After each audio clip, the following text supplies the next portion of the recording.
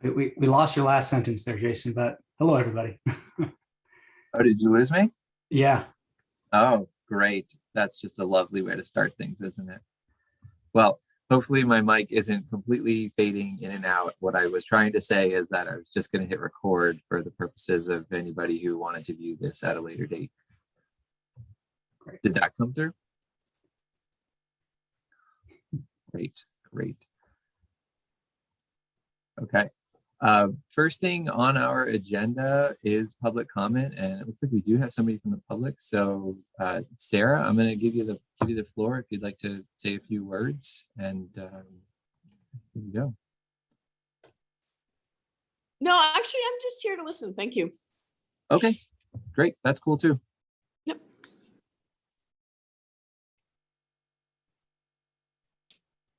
Okay. Sarah, Jason. Sarah's a member of our of the Winooski Planning Commission, just so you all know, and is very interested in this topic as we are discussing parking with our Planning Commission. Awesome. I also see Bard. Bard, would you like to contribute during the public comment period? No, thank you. Okay.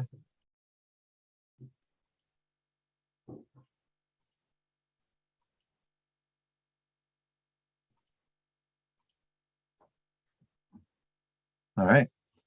With that, I think we all know everybody, but since we do have two people who are from the public, I think we'll start with a round of introductions.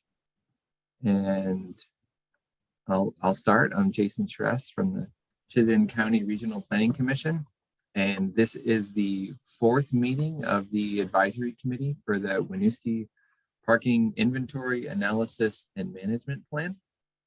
This is what should be hopefully our last meeting of this group, and we have put in a fair amount of work on both sides, from the consultant and Eric and I from the review side of the report. And I know you all were asked to at least take a look at section 6, which we are going to spend the bulk of the meeting talking about. And we are at the tail end. With all that hard work, we are at the tail end of this, and following this meeting, we hope to take your feedback and revise and wrap up the draft report, which is available on the project website. When I stop speaking, I'll throw that in the chat window so everybody has it. And let's see, I feel like there was something else I wanted to say. No, it'll come back to me. But with that, I'm going to pass it over to John. Well, thanks, Jason. So Jonathan Slayson from RSG, and the project manager and the prime consultant on this project. And with me, I have Andrew Hill from Desmond. Andy, want to say something? Muted, sir. How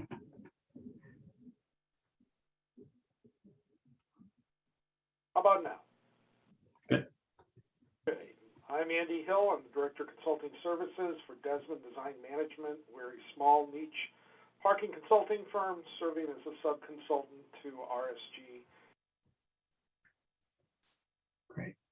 Maybe Jason, you want to take it off? Excuse me, Eric, you want to go next? And maybe it's the timeline and the next steps here that you could probably just discuss as well. Yeah, sure. So I'm Eric Vorwald, Planning and Zoning Manager for the City of Winooski.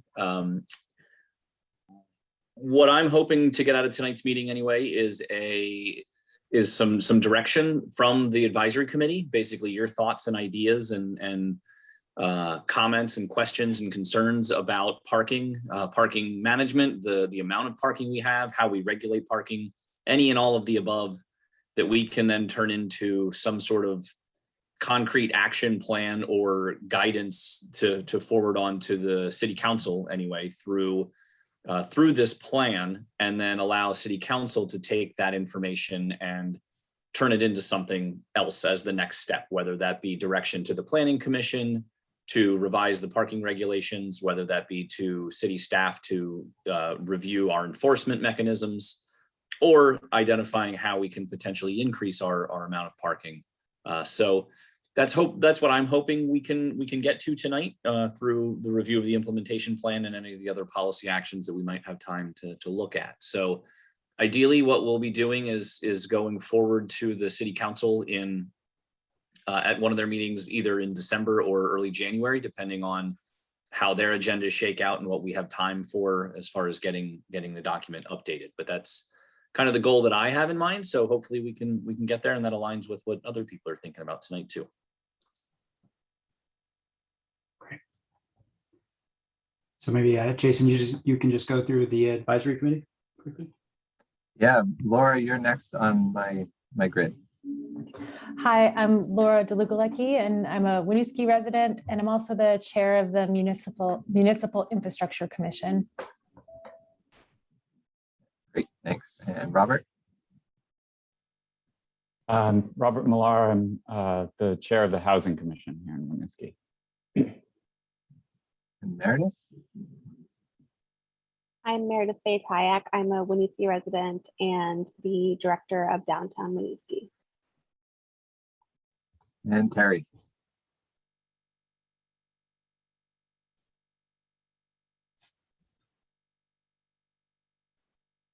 Hi, I'm Terry Zygmunt. I'm a Winooski resident and formerly a member of the Planning Commission.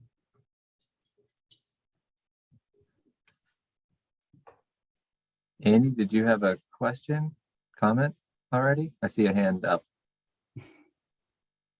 No, I was actually trying to see what was in the chat box. Sorry. No worries, no worries. And Hey, it's also- good. It's good to test the buttons and see how they work. Can we get maybe a quick show of hands of how many of you actually had a chance to go through that chapter 6 or section 6? All right. Good stuff. Good. We'll take Eric, I see you, and I apologize, I did not. I'm sorry, I'm totally underwater at work. You're here. That's the most I'm important here. part. I'm That's here. right. It almost didn't happen. Eric Hoekstra, welcome. We just finished introductions. I wonder if you could just kind of squeeze in at the last moment there and introduce yourself. Sure. I'm Eric Hoekstra. I'm the managing partner from Redstone. We're a commercial real estate property management company. And you read the report cover to cover, correct? I'm looking forward to the summary this evening. Awesome. All right. Well, I gave you the instructions to take a look at chapter 6. You know, in speaking with Eric a little bit, I think there were some pieces of section 5 that we also wanted to perhaps get your feedback and buy-in terms of like, is this a good direction for the city to go in? Would you support that? If you know, we'll cover those when we get there, but just as a heads up, if you feel comfortable doing so, I think that would be appreciated in terms of guidance when we do make it to city council, which I think we said December and January, but I would suspect it's probably closer to January because we are going to leave the comment period open on the draft report till the 10th of December, given that Thanksgiving week is kind of a loss in terms of people's time, which is great. I think you should be spending your time with family and not reading a report. So yeah, we'll close the comment period on the 10th. With that, John, are you ready to dive into things? Absolutely. So I think just for clarification there, Jason, is the comments are obviously from the advisory committee, but it's open to the public as well. And we're receiving open comments from everybody. So I think spread the word far and wide that we'll be looking to collect any of those comments. Mm-hmm. And my contact info should be on the website. It's on the agenda for tonight. So all those comments can just come directly to me. Meredith, you have your hand up, correct? I have my hand up on purpose. I was just wondering if, since I do have to hop off in 15 minutes, if when I'm asking for feedback from the Winooski business community at large and community partners and community leaders, I would love some guidance about what and specifically people should be commenting on. I'm happy to say, like, here's the documentation, here's the website. I mean, there's so much information, rich information for this this plan. But I do feel like, given people's constraints, especially over the holidays, I really want to make sure that we're being really strategic about what we're asking them to read, which is like exactly how you did it with us, where you said, go to section 6, read this section. If it's possible, I would love some guidance on how to present this to the community at large. And that can be done at a later date. I just wanted to put that out there for now. Okay. I think that's something we can put in an email for you if that would be easiest. That would be really helpful. Thank you.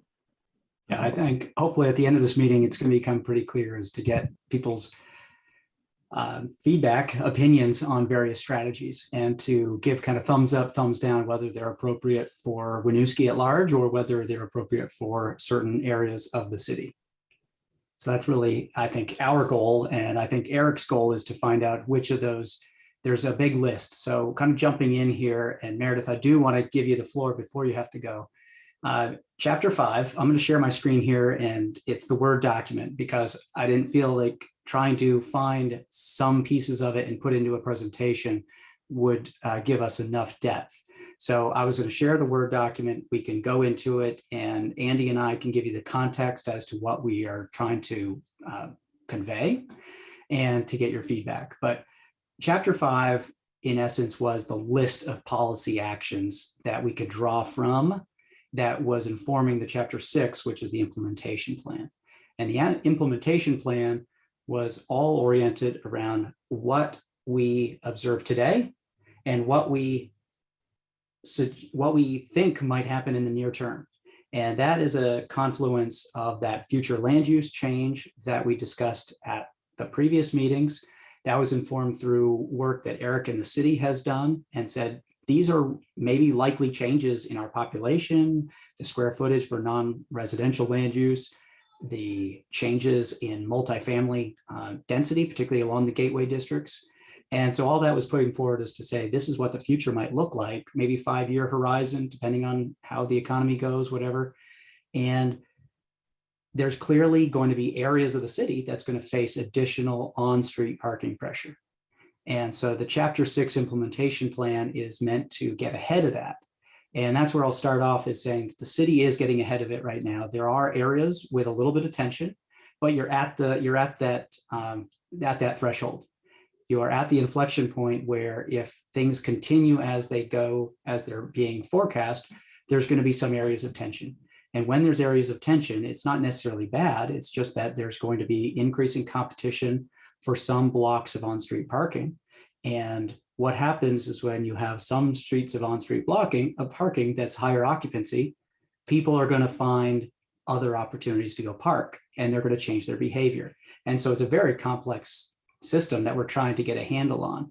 And we can navigate and influence some of those downstream behaviors. And that's really what Chapter 6 is about. So with that kind of bigger context about the list of policy actions, that's the menu that we're drawing from. Chapter 6 is a professional's guide to say, here are the menu and the way we see it happening.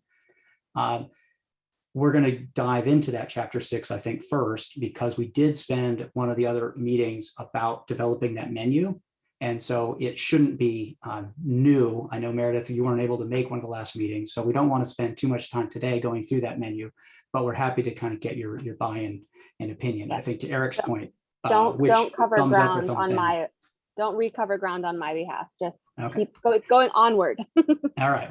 Well, I think to put it to you now, given that we have limited time, with your reading of particularly Chapter 6, but then frankly, anything else in the report, do you have any questions, comments, concerns that you want to bring up at this point in time? I think it's super well thought out. I can't make a strong, I can't say an opinion without officially gathering feedback.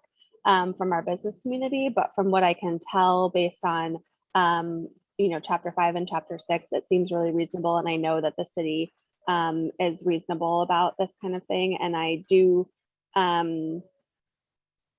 think that the, plans that could go forward, I think make total sense.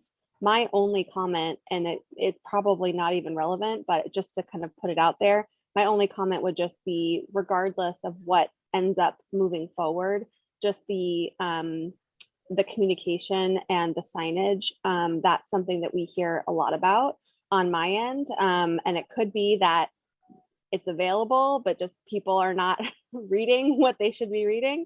But that's always something that we get feedback on. So again, it may not be your jurisdiction, but just considering the communication and the fabrication of signage is going to be really important to any of the implementation of any of these plans.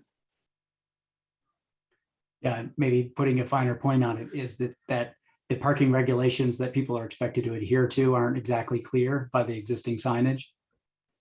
I think that's just that people they get used to things quite quickly, which is actually a benefit to this group.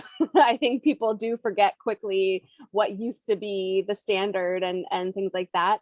But I do feel like anytime there is an issue, it's because, oh, I didn't know this was coming, or, oh, I didn't know that there was this change, or, just standard communication stuff that we always hear. But just something to put in be in your bonnet about the communication and the signage is always super important. Gotcha. Okay. So Meredith, I would just like to ask, not that I need a direct answer from you, but I think because you're short on time here, the implementation section here, part 6, really speaks mostly about the management of the on-street parking. And I know that's going to be something that'll be important for your constituency. So I think, was there anything in there that concerned you, or that would give you any pause, just knowing who your group is, and if there's anything that we should be concerned about? Again, knowing that you obviously want to talk to them about it, but if there was anything specific at this point that you have any concerns about related to the management of the on-street network.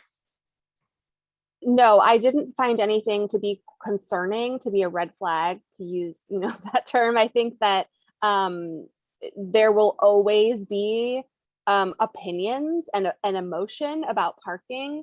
And I think that the key word here is, or maybe it's not the key word, but some of the key words are sort of learning and training customers, employees. We see it time and time again that when changes are made, there's a sort of initial reaction, and then quickly things are recovered and people figure out where to go. I think the issue with Winooski is that we are a dense urban area that's nestled inside an area that is not dense and urban. And so we constantly have that education, whether it's to customers or employees.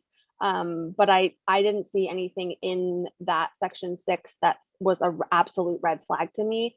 All of it will require, just to go back, all of it will require, really strategic communication. But I don't believe that businesses can't adapt.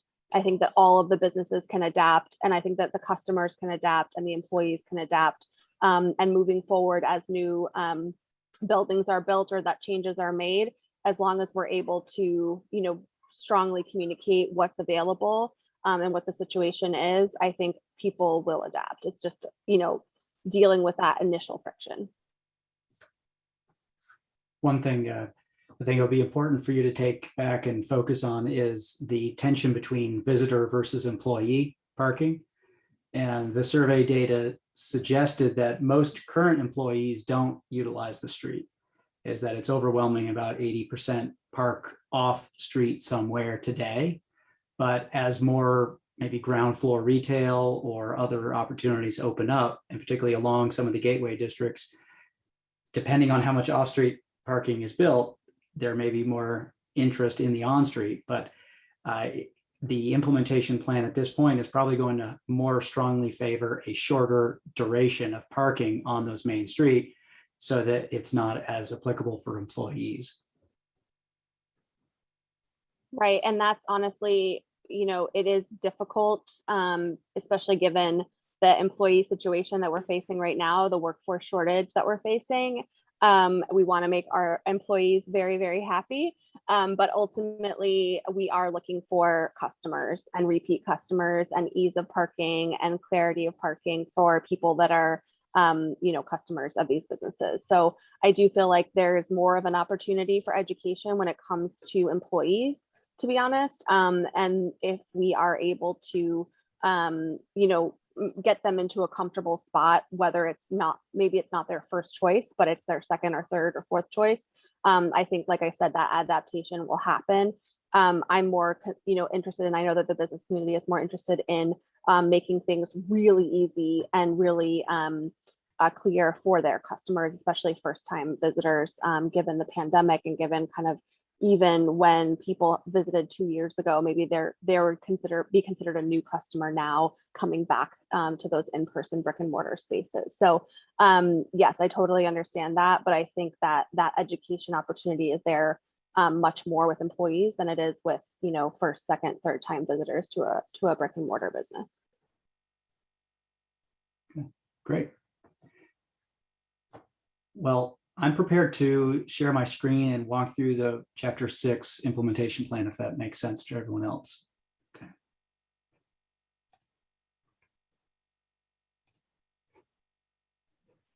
That makes sense to me, unless there's if any other of the advisory committee members have, burning questions or things that stuck out to them that, they just want to get out there right away, I would say, please feel free to do so. You can see the Word document, is that right? Okay, wonderful. Yes. Right, well, at a high level, the implementation plan is organized in what we called phase 1 and phase 2. And in essence, these could be considered more short or immediate in the phase 1 context. And then the phase 2 would be some sort of a longer term objective. And we can go into how these two things are structured and what are the elements of them. Thought that the phase 1 piece would be most efficient or most effective when we answer these two questions: when and where. And so I apologize, I'm highlighting here, but when and where will parking management be required? And when will it be required? So Andy has discussed in other meetings prior to this is that rule of thumb, that 85th percentile of parking occupancy, and that's on street occupancy. If that happens for several consecutive hours, 3 or more, then that is a typical rule of thumb to say there might be enough tension there to cause people to start circulating the block. It might force people further away. Are there other opportunities here? And so that threshold is used in the context of no management, an open curb face with no current rules in place. But that threshold also applies at a point in time where, let's say, there is a time limit, and that still is showing 85% occupancy. And then let's say you kick it up a notch and it's a shorter time limit. And then maybe you might take it up a notch even further, and then you introduce a bit of a pricing mechanism to it. If we still achieve those 85th percentile of occupancy during multiple consecutive hours, those are the thresholds that you can say, what else do we have up our sleeve for more progressive action and successive action? The other thing that I'll note, and then I'll let Andy comment, fill in any gaps here, is that we need a mechanism to bring the community concerns up to the city itself. And maybe a street is feeling occupied at a lower threshold than 85%. If the residents, if business owners, if other people are experiencing that parking is becoming an issue, maybe it's only 70%, but it's a little bit of an eye in the beholder situation.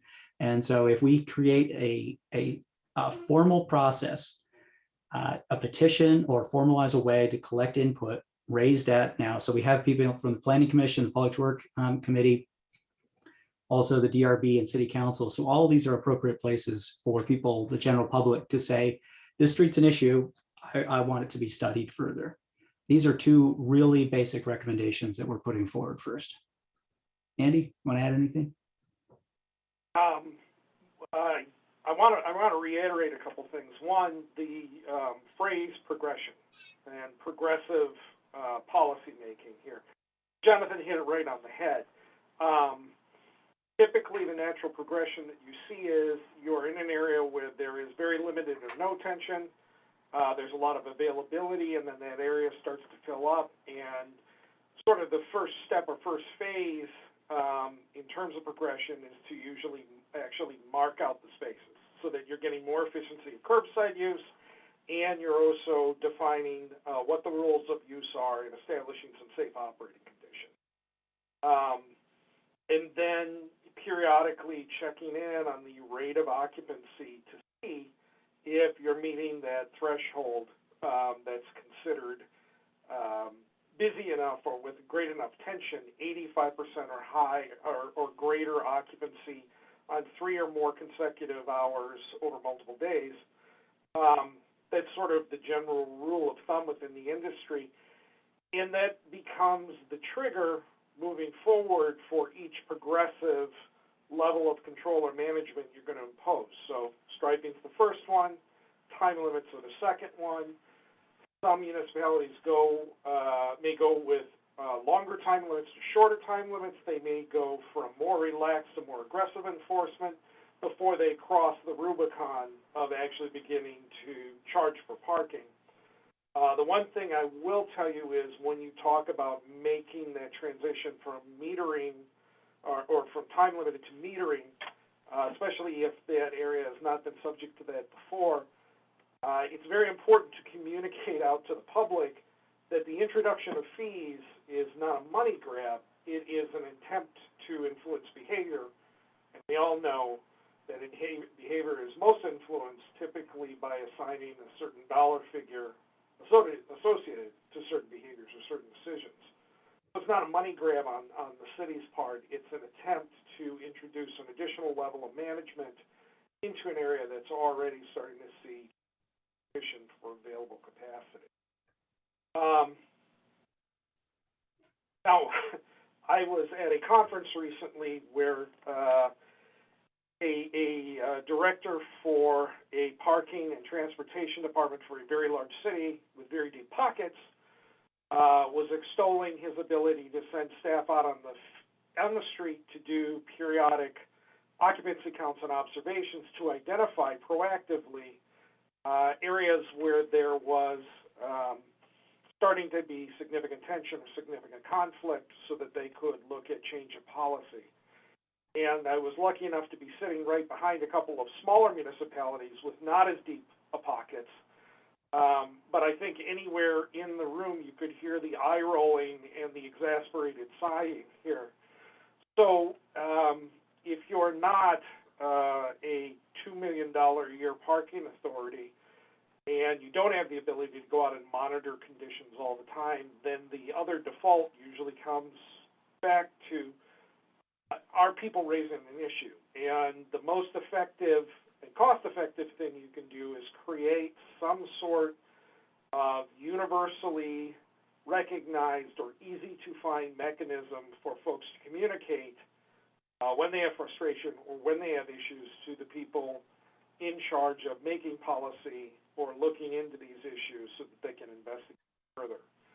And whether that's a steering committee, whether it is a dedicated web page on the city site, or another mechanism, that is usually the best way to get that data in if you don't have the ability to send people out on a periodic basis to collect data on what's going on in these areas to see if it's.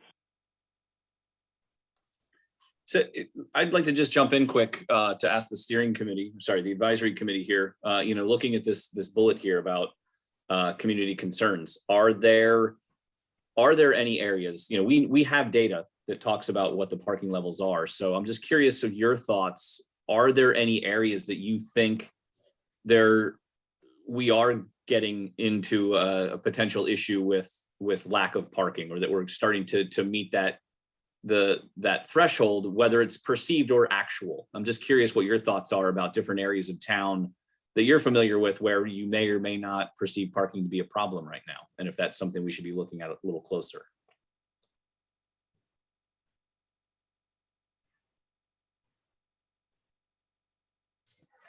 I don't really think, beyond some of the streets that were called out in this report, I personally haven't noticed any additional ones.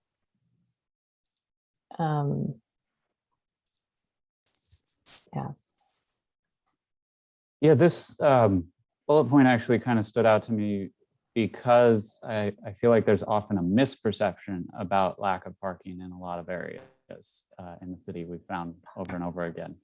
When we did the original study a few years ago in the downtown, a lot of what was found was there was parking. It was just slightly off of where people were looking for it. We talked a lot about need for increase in wayfinding signs and the like. And you can see that when you have to park down there and you see the street's pretty full and you pull into the garage and it's nearly empty. That's still remains the case many times when I'm down there on a Saturday afternoon or whatever. So I would say this, that's why this kind of stood out to me, because, wrong time of day, somebody might decide a street is a major problem just because they happen to stop by when somebody's having a party. I'm starting to notice, well, actually not even starting, but, and I don't know what percentage of the spaces are taken, but St. Peter's Street is often really, really full of cars. And I don't know if that was called out in here anywhere, but that's been for years now. And I know that now that Hickok has been paved, I'm noticing Hickok is really full of cars also, so much so that if I'm on my bike coming home on Hickok and there's a car coming in my direction, one of us has to kind of get out of the way because there's parking on both sides of the street now. So those are two areas just kind of where I spend some of my time, where I've noticed that there's a lot of cars on the street.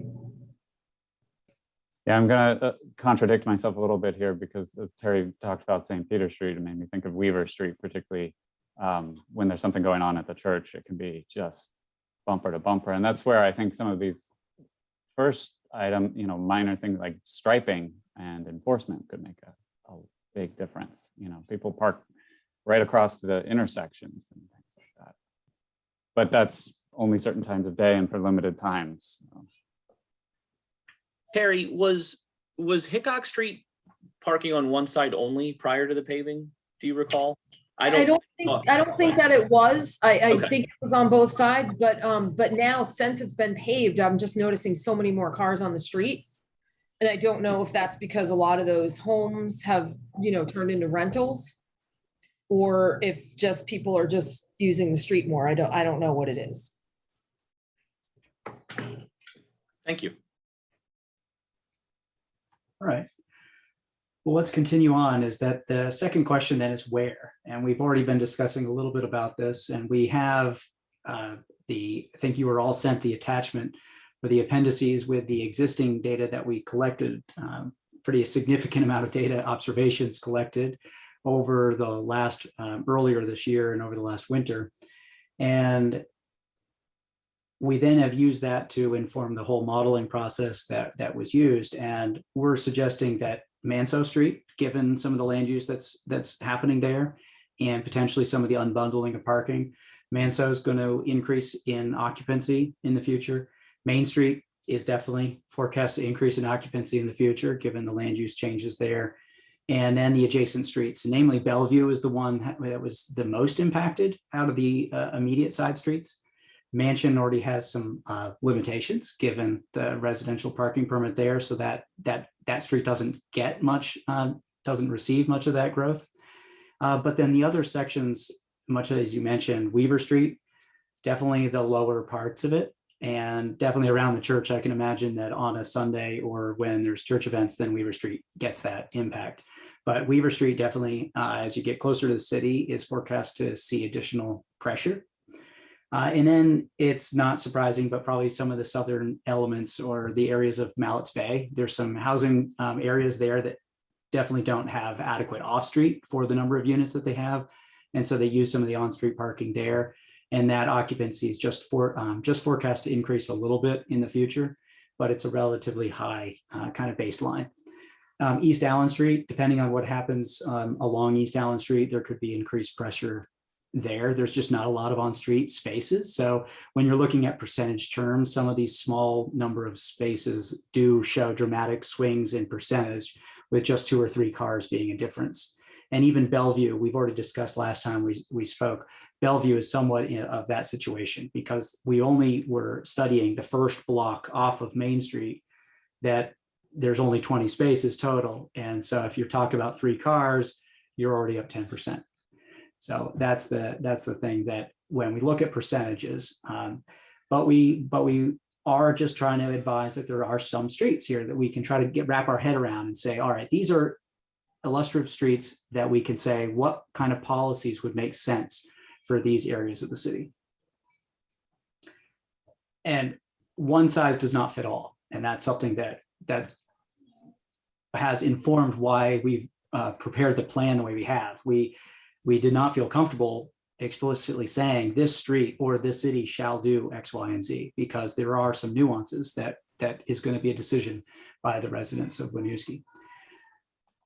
So as Andy first said, the first step is ensure enforcement is possible. And that is assigning through the striping, signage, ensuring the regulations are in place, and quote unquote low cost options.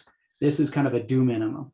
Now that we have data to suggest where parking might be facing increased pressure, it makes sense that we go and walk and go street by street and saying, all right, how many cars do we think we could park here? Do we want to have individual spaces, or do we start putting just lines on it and say you have to fit within these lines? Do you start demarcating driveways more clearly? These are all the elements that will make it more clear for everyone. And we realize that, as Andy again pointed out, that enforcement. And so we realize that this is going to increase the costs and the pressure on the city staff. And so the city has to acknowledge that this is a sequence of activities. You have to put in the rules. You then have to be prepared to enforce the rules, or else the rules are going to fly out the window. And so can the city be additional, any resources be additionally attributed or allocated to enforcement? And that's just something that we need to flag now as kind of a step 1 basis. Andy, anything else in this step 1? Before Andy goes, John, I just wanted to mention or bring up or reiterate that you mentioned unbundling earlier. And I feel like that's a topic maybe worthy of discussion for the group. I can't recall it being a specific recommendation. If it is, you can just tell me to stop speaking. But maybe for everyone's benefit, just a quick reminder of like what that is, and like whether, like, if the group has any comments on whether or not Winooski should be strongly considering that. Yeah, I don't want to put Eric Hoekstra on the spot here, but Redstone has been a user, a land developer that has unbundled parking in a number of situations. So I think maybe if Eric, I don't know if you feel comfortable, but maybe just demonstrating how Redstone has done it, I think maybe that'd be a good real life example here close to home. Sure, it's pretty simple, really. We just at properties that are parking constrained, we say, you know, your lease does not include any parking, and if you'd like parking, you pay for it separately, and there's a separate parking lease for those parking spaces. And I think the view from a lot of those in the planning world is that it really isn't fair to charge rent for an apartment, let's say, and include parking in that rent, because tenants might not need that parking space, right? And so they're paying for something that they don't need. So it's better to to remove the parking from the apartment and say, if you want an apartment, great, we'll rent you an apartment. If you separately require a parking space, we'll rent you that parking space separately. And you can do the same thing with office space, retail space, really anything. And it's sort of, shines a more direct light on parking is not a free thing. It's, it's kind of crazy that we ever got to a place where we considered parking to be a free resource, because there's a cost to providing and building parking. Is that helpful? Does that make sense? But I think it was great. Andy might have something, but let's go to Robert and Terry. So Terry, you had your hand up first. So if we're going to unbundle parking with new developments, then I would like to see on-street parking be paid for parking. I think, we need that there needs to be meters, and there still needs to be a cost attached to it, because because it's not free, right? That's what Eric just said. Robert? Yeah, so we, on the Housing Commission, unbundling parking has come up a couple of times, and feel free to rule me out of order, but I'd love to ask Eric directly whether you think that you actually reduce the costs of your rents for folks when you unbundle the parking, because that's something that's been suggested, is that rents will go down somewhat because you're not including the parking. I don't know if I would go so far as to say that rents will come down. I will say that, when I'm looking at a potential development project, and I can look at the rent for the apartment, that revenue source, separately from the revenue from the parking, by separating those two revenue streams, it helps me look at the financial feasibility of the project differently than if the parking were just free. If I'm building this building and it needs a parking lot or a parking structure, there's a cost to me to build that parking structure. And I either have to be compensated, get a return on the investment I've made in that parking, in what I'm charging for apartment rent, or in what I'm charging for parking rent. And so in looking at it that way, I think it does have the effect of decreasing the apartment rents at some level, but I'm not sure that there's a totally direct relationship there. Like, I think it would be somewhat disingenuous to say, because I'm getting $50 for that parking spot, I'm charging $50 less for the apartment. I'm charging whatever the market will bear for the apartment, and I'm charging whatever the market will bear for the parking spot. And if those revenues enable me to develop a financially feasible project, I'm going to charge forward. If those revenues don't enable me to develop a financially feasible project, I'm not building it. So. Thank you. Yeah, that's good. So we do have, yeah, Andy? Well, I was going to say, what we've seen in terms of municipalities embracing this was, we gave a lot of example of much larger municipalities that have actually started to kind of mandate this as part of their zoning code. But what we've seen with a lot of the smaller municipalities is that initiatives to get parking unbundled usually get paired with some sort of points for waivers systems, for lack of a better term, where if you have a parking requirement of X and you agree to unbundle parking as part of your operating program, you can get credit for Y number of spaces off that X requirement, because you've agreed to engage in this initiative, and theoretically it's going to reduce your parking load or your parking demand. That said, Terry is actually absolutely dead on that with a lot of these things, you have to think about the law of unintended consequences prior to implementation.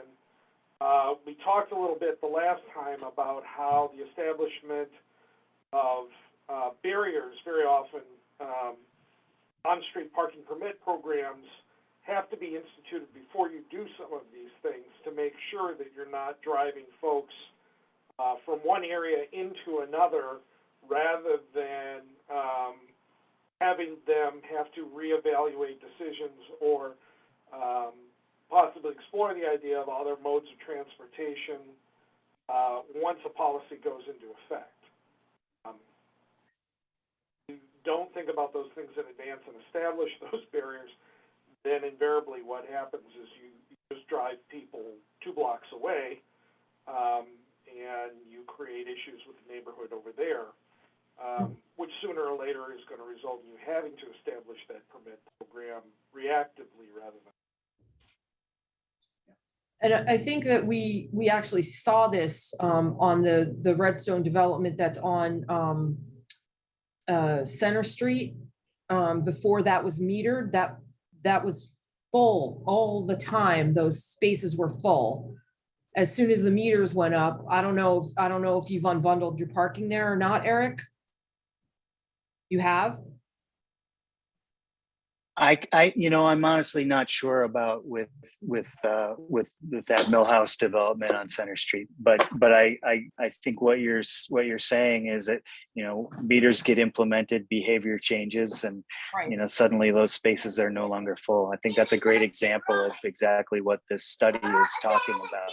That one also, I think we've seen this on Manso Street as well. Once those developments went in, even the first one that's on that side of, is that East Allen there? Yeah, East Allen.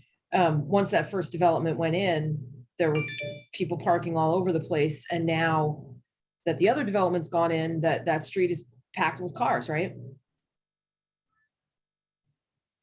So I guess a couple of things.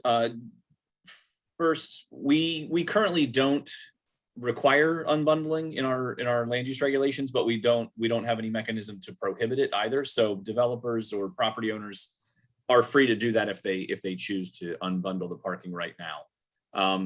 There was some state legislation actually that was working its way through a few sessions ago that actually was going to require parking to be unbundled. I forget what the provisions were around it, but there was some housing legislation that was in the works that did actually specifically call out unbundling of parking to be eligible for something.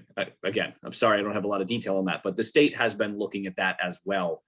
I think the specific situation on Manso Street it's a tricky one right now because there was a couple of things happening all at once there, where there was limited parking at one of the developments where they had unbundled the parking. So that was putting a lot of those residents on that they were parking on the street. At the same time, there was construction on the other project, which was bringing more traffic to the area as well. So some of that traffic was parking on the street also. Now that the second building is open, I was just down there the other day, and there was, I think Manso Street has about 18 spaces on it total. This was the middle of the day, and there was probably 10 spaces that were free at that time. So I think as the new development has opened up, it's definitely something we want to keep an eye on over time, and to just make sure that we're not creating a situation on Manso Street that is pushing more vehicles to park on street. But I think, to all these points, it's not just an unbundling, it's an unbundling and, in my opinion, if we go that route. And I guess my point is simply that if developers are going to unbundle their parking like they have done on the Manso Street project, is that right? Then I think that at this point, before it becomes an issue, there should be meters on the street. Before it becomes a thing, just like I was saying at the last meeting, before we allow for all this on-street parking, let's make sure that we have infrastructure so that people that want to walk and bike and take mass transit can actually do that. So that, because presumably this is to eliminate cars, right? I mean, and to make it cheaper to live. So I just feel like we need to do this before we open the floodgates. That's just my opinion, but Eric Vorwald, Eric. East Allen's come up a couple of times. Where is that? There was a scoping study just before the pandemic, as I recall, and I'm just wondering what's happening there. Yeah, so what Robert's referring to is a previous project that we had through the RPC was to do a scoping study on East Allen Street, looking at the corridor itself and kind of what the configuration of that looks like.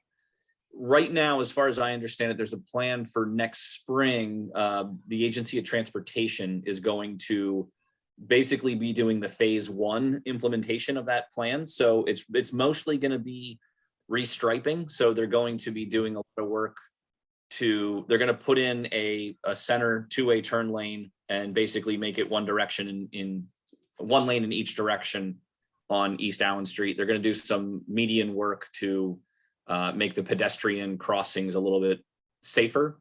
And I think that might be it, but that it's going to be a VTrans project that should start next spring to implement that, the short-term phase 1 of that scoping study. Thank you. Well, great conversation. And so on the left here, I don't know if you can see all of the headers there, but the unbundling is part of those more early actions, and it's considered as part of the zoning code. And so minimum parking, the elimination of parking requirements are kind of its complementary policy actions here that are part of that equation.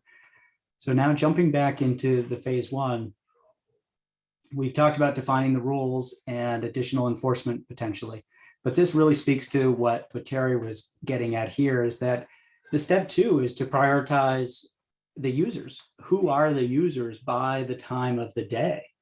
And this will help us understand whether it's meters, whether it's time limits, what are those constraints that we might impose on a particular block face in the face of unbundled situation or in the face of a lot of parking pressure. And if we can go block face by block face on certain streets, you're going to come up with a different hierarchy or a different priority of those users. And generally, you're going to be talking about residential at night or in the evening hours. And if there's a lot of pressure there from visitors, you might need something like a residential parking permit.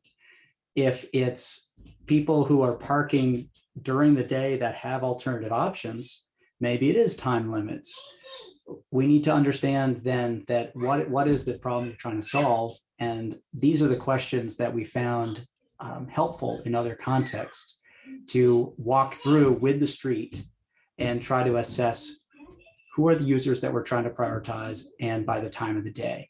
And realize that then downstream, the step 3, we talk about those initial management practices based on those user groups.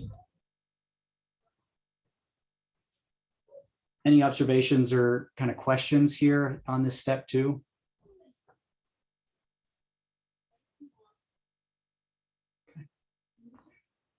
And we can obviously use just here on the call, just have any example streets to chat through it and to kind of discuss this. But maybe just to illustrate that quickly, on Main Street, for instance, you have a variety of uses, and that's where it becomes a little bit more complex. And most, I'm going to just assume that, let's say during the working hours, we want to facilitate, to Meredith's point, visitor traffic to the commercial entities.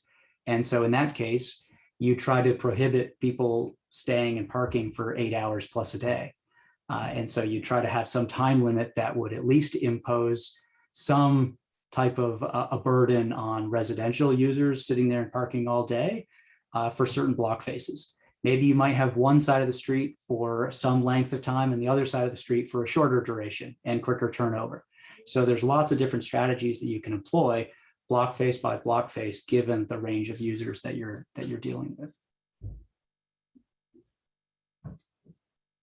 All right, so now step 3, there's only step 4. So we're almost there on this first phase.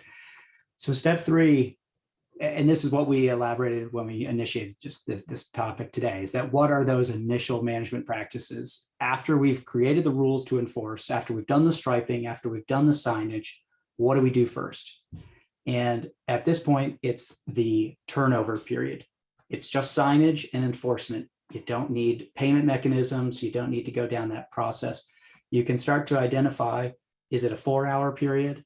Something that would prevent somebody parking all day. Is it a 2-hour? Is it a 1-hour? You'd also at this point identify where your accessible spaces are, where you might have loading spaces for commercial.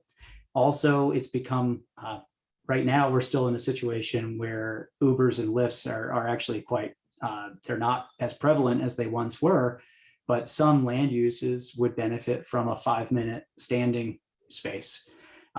There's also the idea of residential loading spaces. When you have a higher density land use and you want to park right outside your building for a quick errand, can you do a 30-minute loading space? So those types of situations would all be part of that initial strategy. And you'd go block face by block face. Anything on that kind of just those quicker signage strategies? And Andy, jump in here if there's anything that you'd want to highlight. I had a thought about just, I think some of the issues that we've heard at the Municipal Infrastructure Commission. So we've had a couple like residents come to our commission to make comments about parking issues. And it tends to be from residential streets that are maybe getting additional pressure from new development. And unfortunately, I see like putting time limits on spots along those streets it would maybe be more upsetting for them in a way.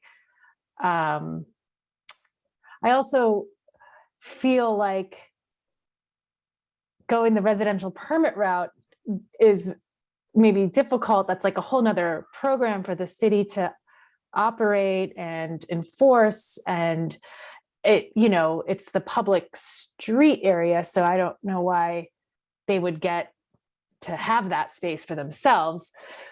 I guess I'm just wondering, in these more residential pressure areas where it's maybe not just something from daytime visitors, what maybe some lower hanging fruit things could be. I guess maybe striping. Maybe I'm answering my own question. Maybe just more efficient parking would be an answer. I'm going to jump in there quickly and then suggest maybe Andy, but these things, so residential parking permit is the next bullet point. And so the city already has a program for one. There are recommendations that we have for the city to enhance it and to improve the flexibility of it, as well as the administration of it, and maybe the actual efficiency and effectiveness of it, because there's no capacity constraints right now. So the RPP program today is kind of it's a one size fit all for Winooski, and I think we can customize it a lot more. But these things can mix and match. There could be one side of the street. There could also be maybe I'm going to let Andy elaborate here as to some of the flexibilities that he's seen, but there's a lot of variety in the way that these things can mix and match. Well, yeah, I mean, often when you have residential streets that are budding commercial areas here, but you want to allow for some daytime use when those streets are sitting empty, what you really want to do is protect that capacity on nights and weekends when the residents really use it. You'll actually see two different policies that are complementary get enacted. And maybe those areas between the hours of 10 a.m. and 4 p.m. have a 2-hour time limit on it unless you are a resident with a permit on your vehicle. And after 4 p.m., that becomes a residential district only, so that the capacity is preserved for the residents during the times that they need it, and yet it is available as an overflow adjacent to those commercial areas within reason when that capacity is available. So very often these things get put into place at the same time in order to balance that out, kind of going back to what Jonathan said, you know, who are our core target users, not only within a particular district, but according to time of day, and how do we want to try and accommodate those?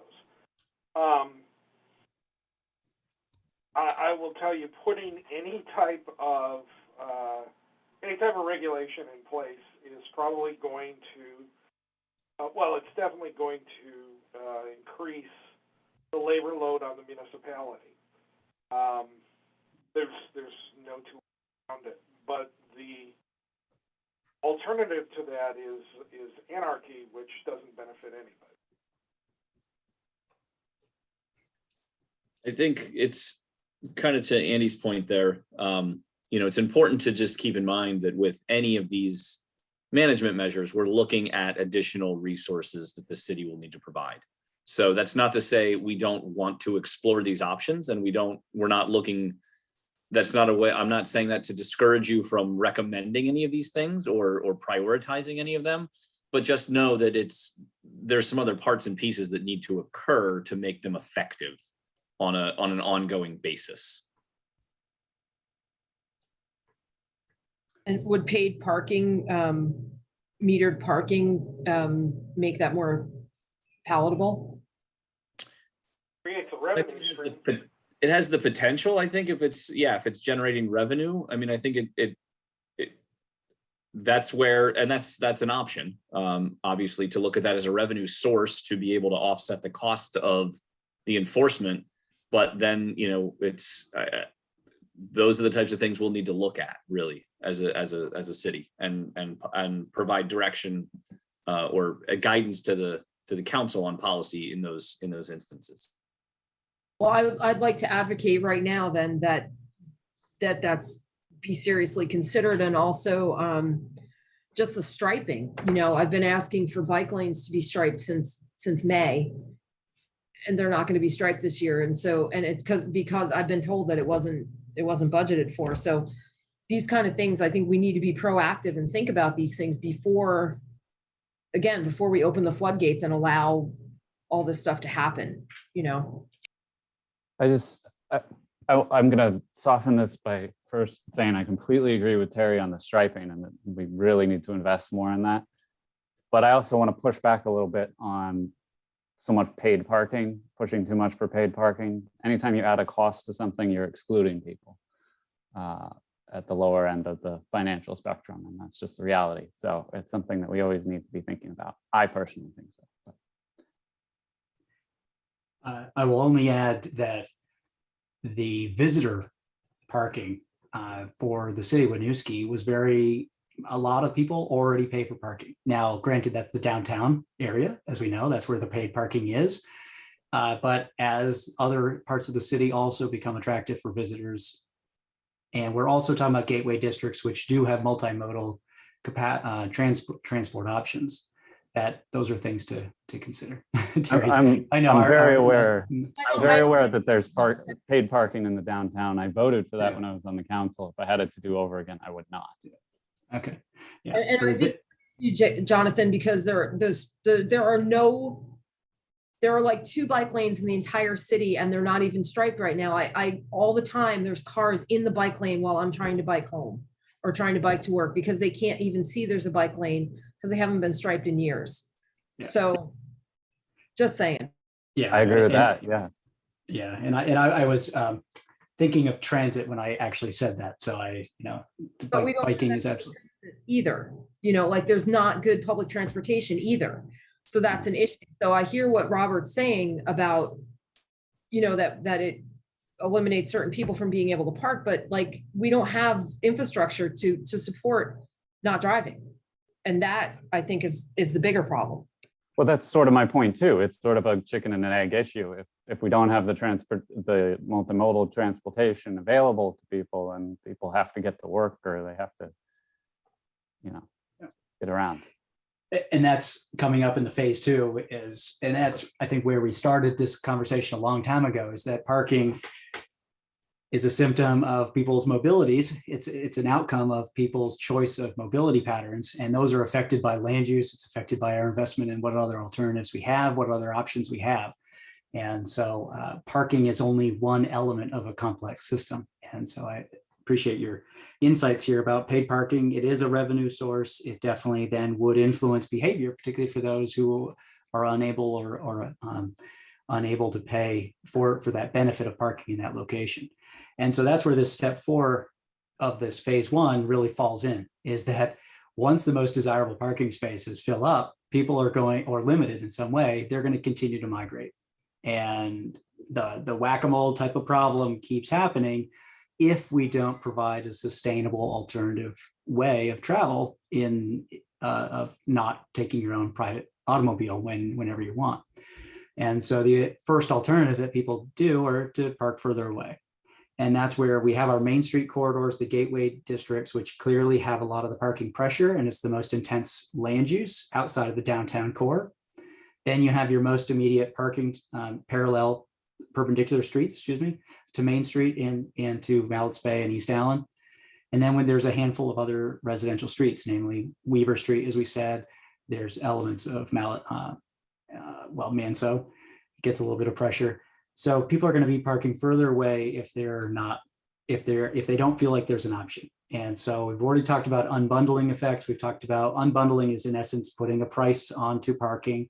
And so if we put time limits or parking meters on any block, there are going to be a handful of people who will try to avoid those and navigate one block up. And so it's just going into this with an awareness that the block face that we start managing actively, that might have a tolerable occupancy limit. And then the block face adjacent to it, next street up, that's going to increase slightly in occupancy. But is that to a point where it starts to cause stress? That's going to be the continual conversation. And all that will continue until there's a balance at some point. And those balances will change over time as land use changes, as density increases, as multimodal travel options evolve. So it's simply going through this paragraph here just says that if time limits prove insufficient, then it's going to go to parking meters and pricing. And that's kind of the succession of implementation action that we'll be having to prepare to take. And that clearly then once parking is implemented, people are prepared to walk further for those free options. Andy, any observations on kind of the secondary effect that we want to bring up at this point?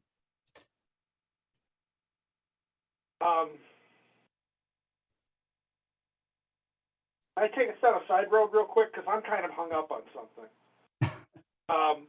Mr. Millar, you said that you were on the council and voted for paid parking when you were on the council. If you had to do it again, you would not vote for it. Why? Well, it was sold to us a certain way. I have two problems. I mean, I've kind of come around to the idea that any sort of fee, fine, et cetera, basically just, is only limiting to those who can't afford it. It's not going to change my behavior. It's not going to change your behavior necessarily to pay $1 an hour. The other side of that, unrelated to this discussion, is it was sold that it would be revenue neutral, and it was not. That's a whole other thing.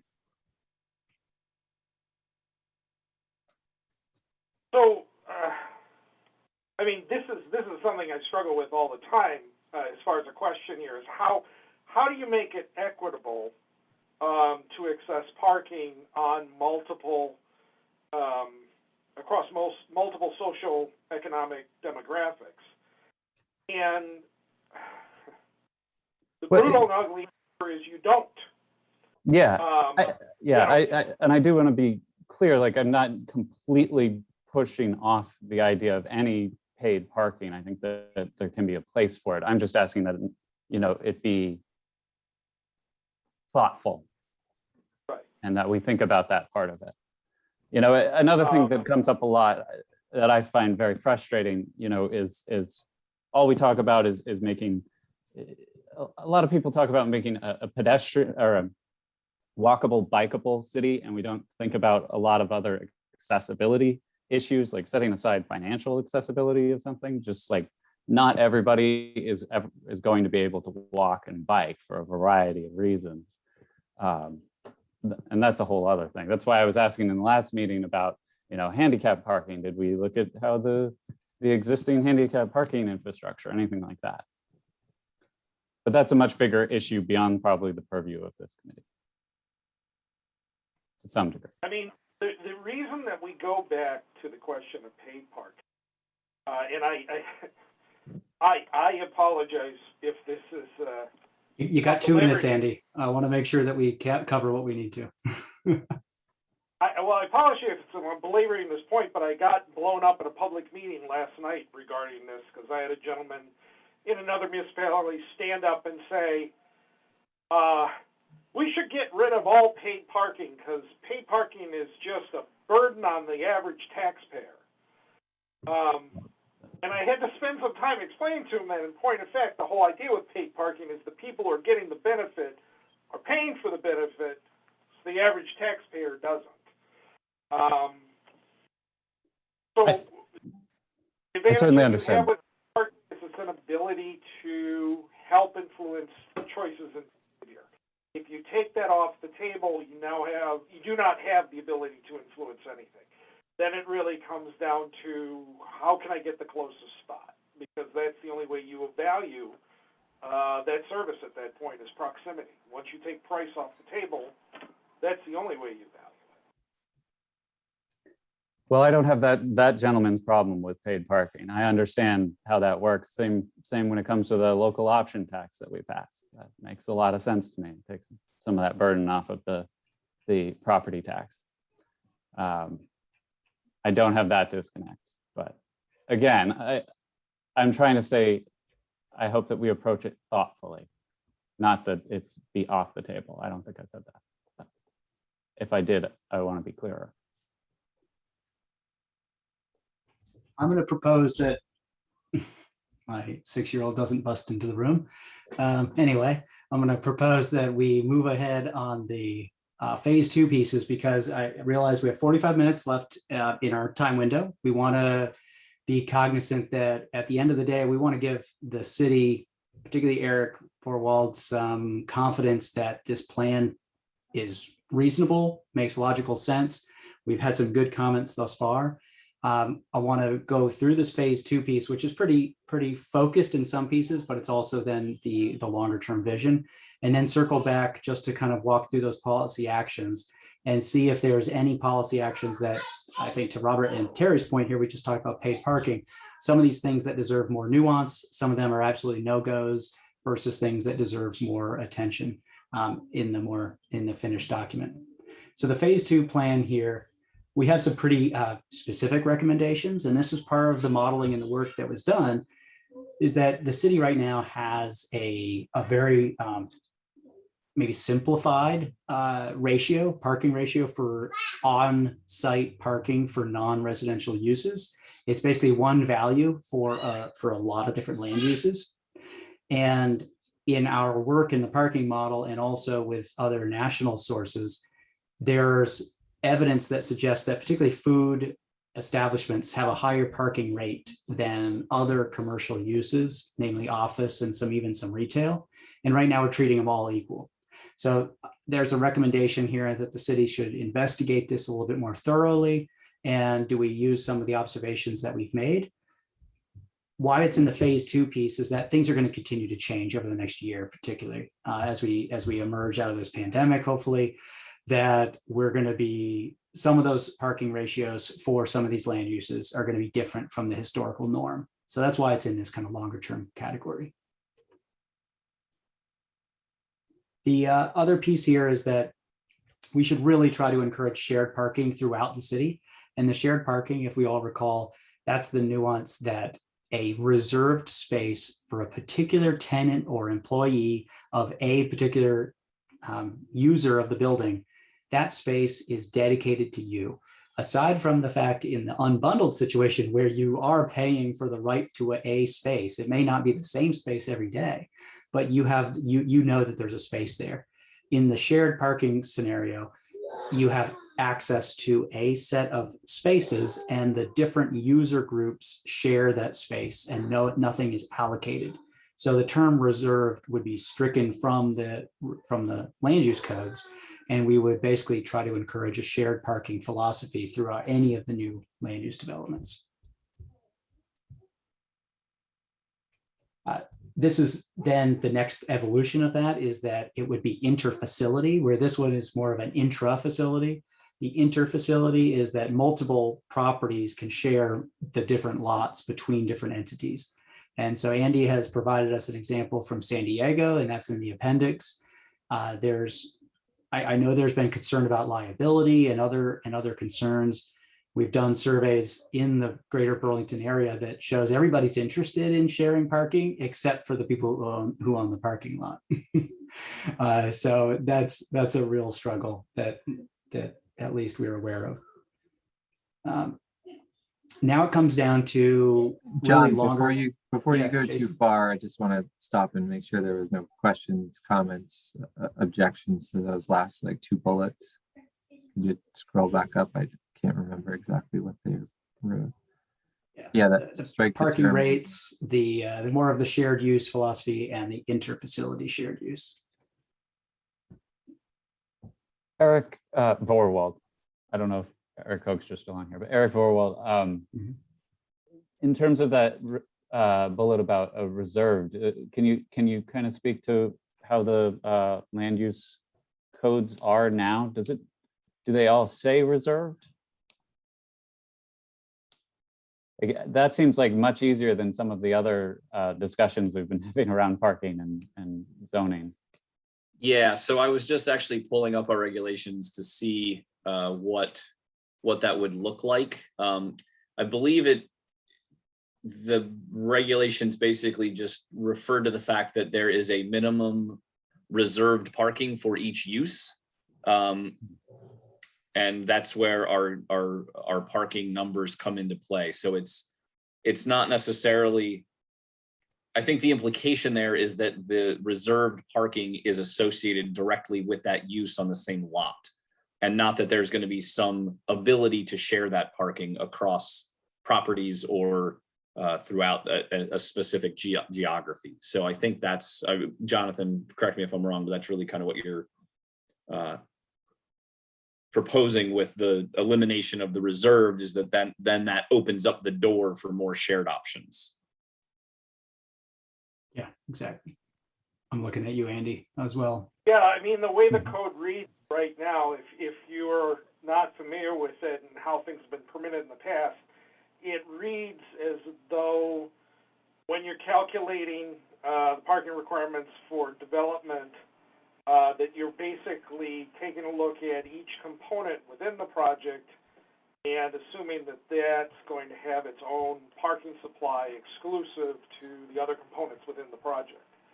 So striking the reserved or introducing language that encourages intra-facility sharing would take that misconception away, and then adding additional language that structures the ability to do intra-facility sharing between facilities in order to meet parking requirements adds yet another layer of efficiency to the deal. But just as Mr. Millar said, just taking reserved out of that phrasing here at least takes one barrier out there, and that's pretty much a vote of the overseeing body to make that change. It's low cost and low effort. Yeah, so yeah, I was trying to say that. Sorry, I just saw somebody drop something in the chat. It seems like to me, Eric, the Planning Commission might be all over this a lot quicker than some of the other discussions about reducing or removing those minimums. Just a thought. I'm looking at. Sorry, go ahead. I was going to say potentially that is a way that we could. I mean, we can get at some of these things a little quicker than others as far as the language is concerned. I think the other part of it is the adoption process and moving that forward. And if we try to bundle some of these changes together that may impact other components. So for example, if we start adding in additional uses into our parking table, it would make sense, I think, to incorporate all those in as one amendment so that we're not do it piecemeal and only catching one component and then spending additional time trying to figure out the rest of it, when the use component may actually have the greater impact than the interpretation of what reserved actually means in the parking table. Okay. Well, and to that point that Eric just made, there was a comment from Bryn Oakleaf talking about I guess the first bullet point being the new parking rates, or revising or investigating it at the minimum of the various nuances of commercial uses.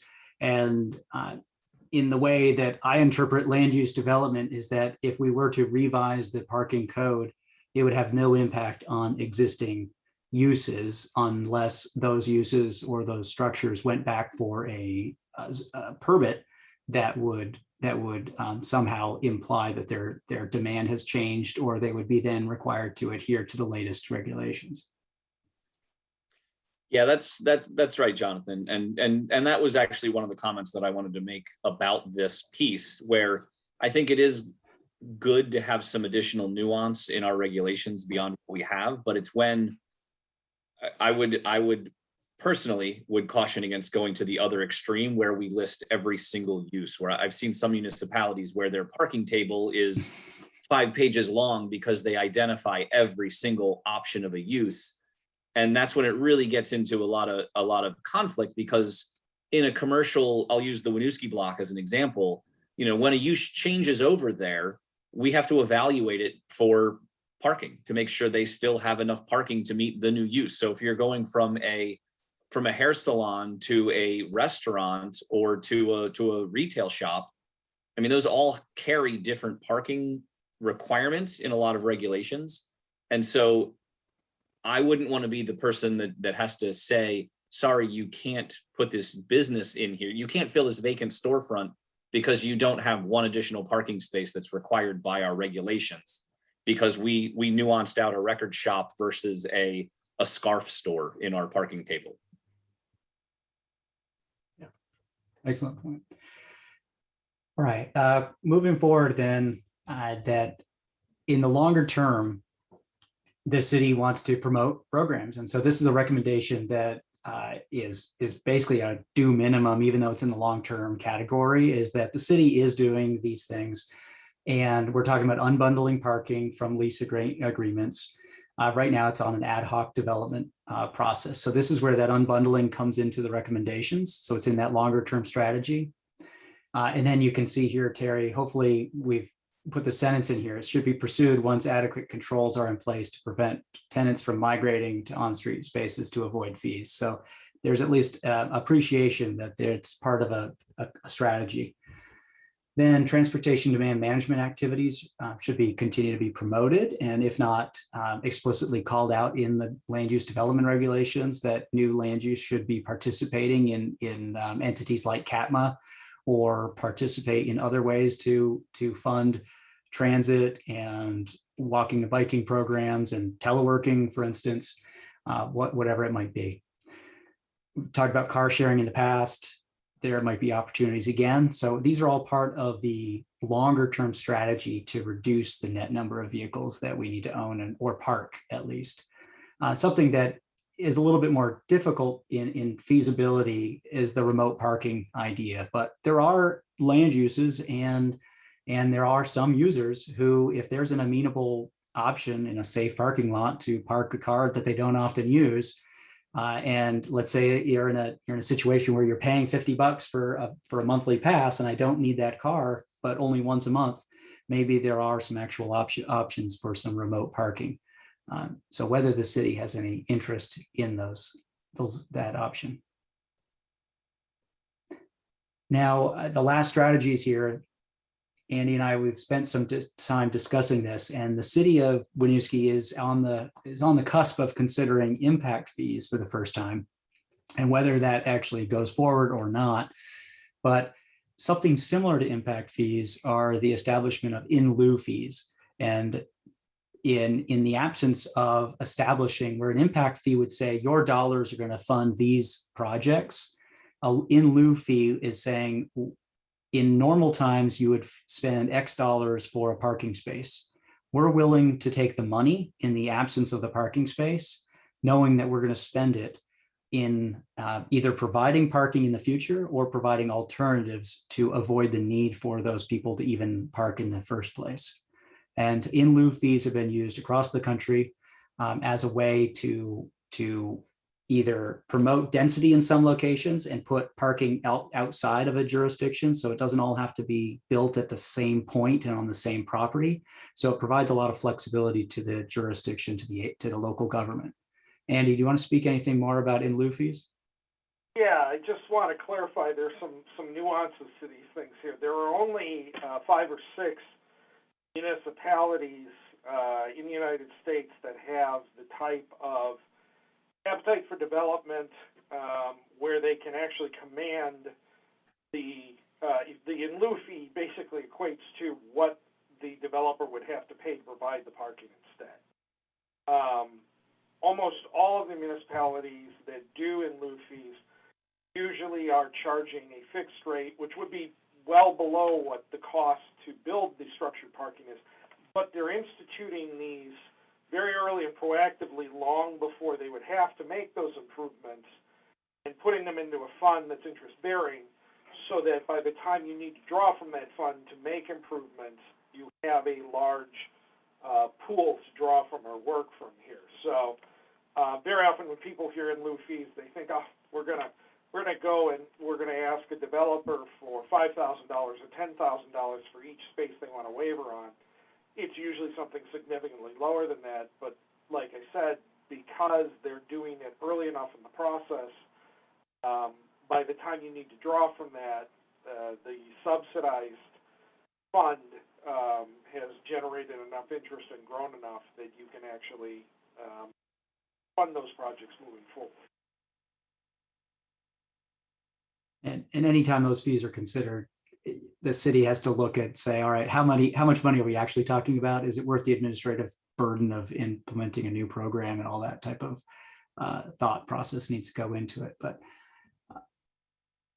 and so the last thing that I'll just say, and then let's circle back on comments, is that it becomes necessary, assuming that paid parking might eventually come to fruition outside of the downtown core, is there an effort to harmonize some of those parking rates? And we can start using demand for different parking to influence behavior.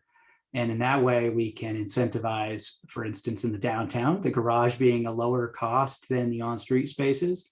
And that will allow some, maybe not a perfect choice for equity, but at least it provides some greater flexibility for users to achieve a reasonable parking outcome.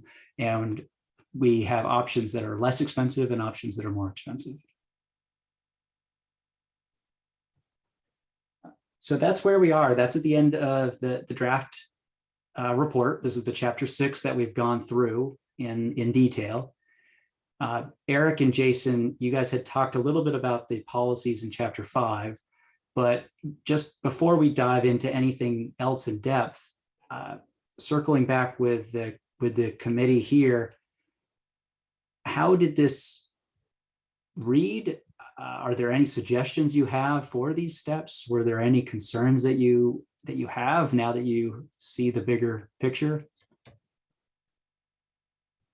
I guess I just have a question, and it's probably just because I don't understand how this works, but if I understand correctly, we're proposing to change the parking. I think when I was on planning, we were talking about changing parking requirements for new development. And it sounds like unbundling parking is the first step towards doing something like that. And I'm just curious why, if we're unbundling parking, which is going to actually save money for the developers, why would we then offer them an incentive as well on top of that? If they're going to unbundle parking, why wouldn't we charge them some sort of impact fee like you just mentioned? because it is going to be a greater impact on the city, instead of offering them an incentive, like a fiscal incentive or financial incentive. Why would we do that? And I just don't understand that. I think probably one clarification that I have is that the unbundling is not part of the initial phase 1 strategies. It's definitely something in the phase 2 that should be explored. And we can leave it up to the DRB to leave it on an ad hoc basis for now. That seems to be an adequate response. In terms of the incentives for unbundling, I don't know the degree that what the incentives are today that the city offers, but so maybe Eric can speak to that. But there has been precedent in other cases in order to get density bonuses and other things that frees up space on the site, that there's other incentives that could be offered. But I don't know the context of how the incentives or the unbundling process has happened in the city thus far.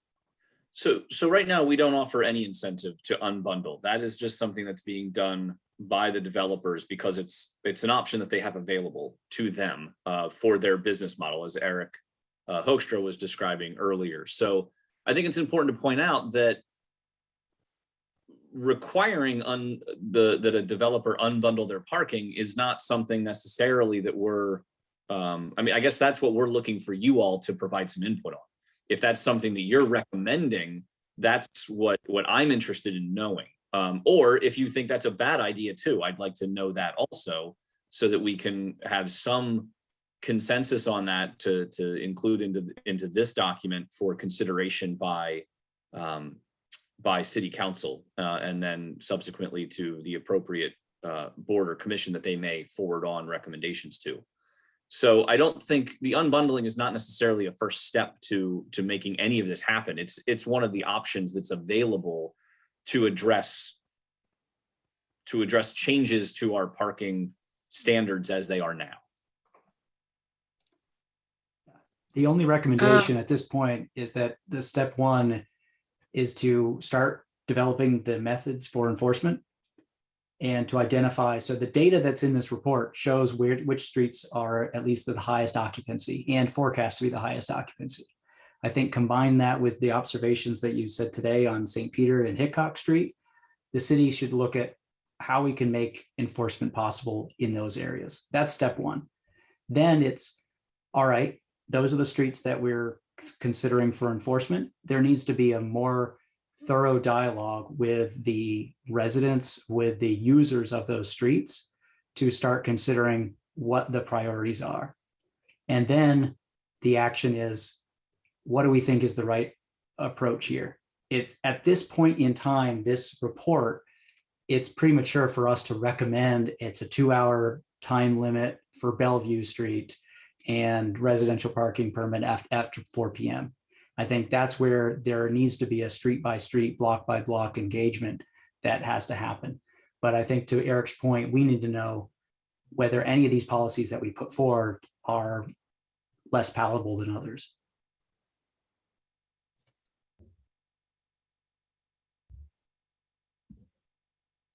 And I think I would just also add, this was laid out, and Jonathan, correct me if I'm wrong, this was laid out in kind of a step-by-step, do this first, then do that next type of a timeline and process. But there are some of these items that can be taken out of that timeline, I think. So if there's something specific that you think we should implement sooner than later, that would be of interest here as well. We can work with whatever we need to work with as you all are recommending it going forward. So those are parts of this that I think that are valuable as well for your feedback. I guess I'll reiterate what I said earlier then, that if, and I'm sorry that Robert and I disagree on this, but if a developer is going to unbundle parking, I would like to see that the on-street parking is paid parking prior to them doing that, prior to any developments happening. Because again, once there's on-street parking, we are never going to get it back for bike lanes or bus stops or any of that kind of stuff. It's just never going to happen. So I would like to see around where the areas of the developments are that there's paid parking. I don't think it works that way, Terry. I mean, we can always restripe and adjust. I mean, it happens all the time. We're doing that on Main Street. It's taking a lot longer than I thought it would, but you know, and they're not mutually exclusive. So you can have parking and bike lanes. Well, I'm not seeing either one of those things. I mean, again, like in the downtown core, we're not even seeing the striping now of the park or the bike spaces. So I'm just saying that if we can't afford to pay for striping, that perhaps the way to get there is to put in paid parking. And I don't know, you were on city council, so you would know better than I did. You mentioned earlier about how it wasn't revenue neutral. So, but I didn't understand what direction that went. It's rolled into the, it was far more than enforcement.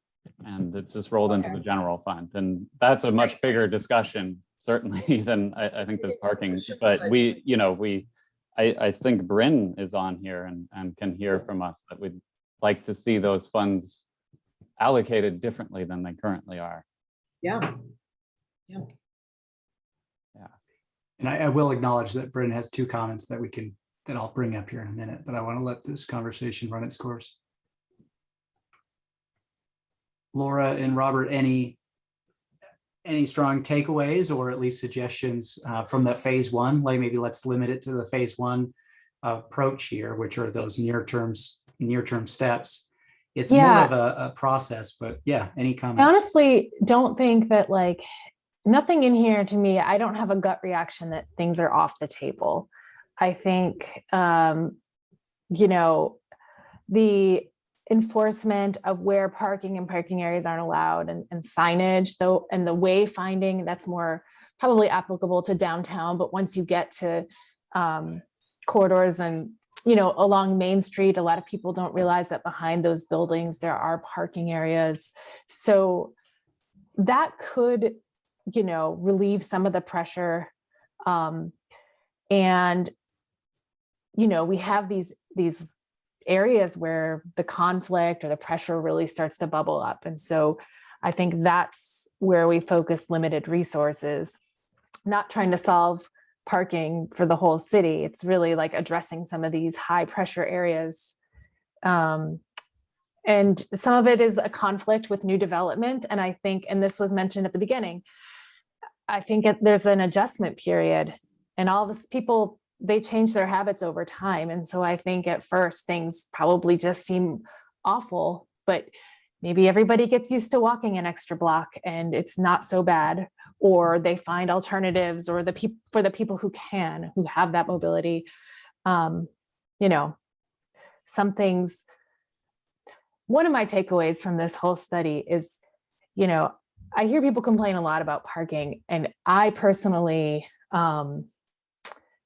don't think it's that bad. There are certainly areas of high pressure, and there's I think a historical memory of folks who've lived in Winooski for a long time that you could park in front of a shop anytime, anywhere. And that's not the case, and the city is changing. And so I think it's just this adjustment period.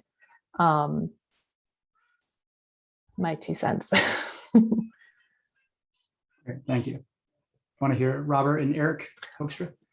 Anything?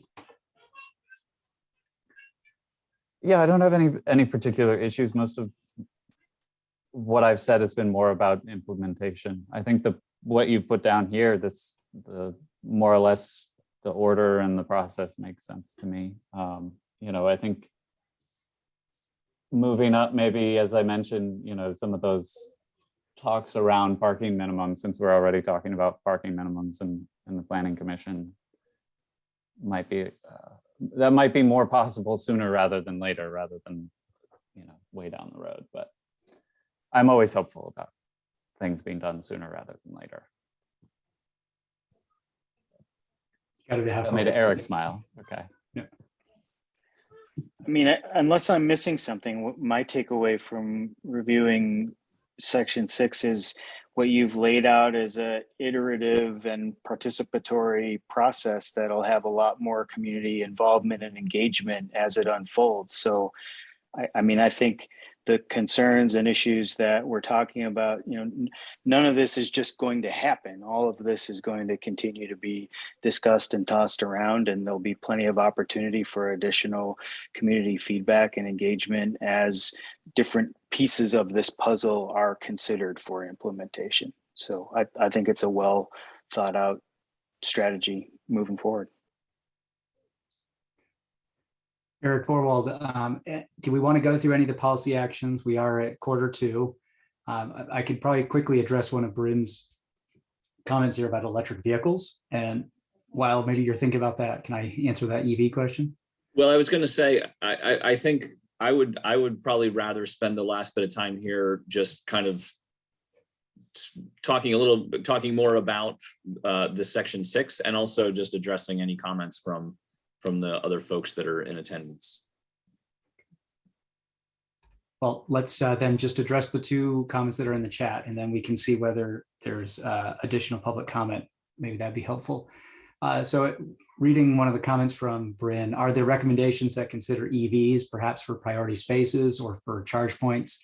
I think that's actually a great comment that we should have a subchapter somewhere in here, because we're talking largely about on-street parking in many of these cases. In on-street parking, if we're going to be prepared for what Vermont's planning on for the comprehensive energy plan, if 90% of our vehicles are going to be electrified within the next 30 years, that's going to be a dramatic change in the way parking is. One, it could be managed, it could be paid for, the infrastructure required is going to be extensive.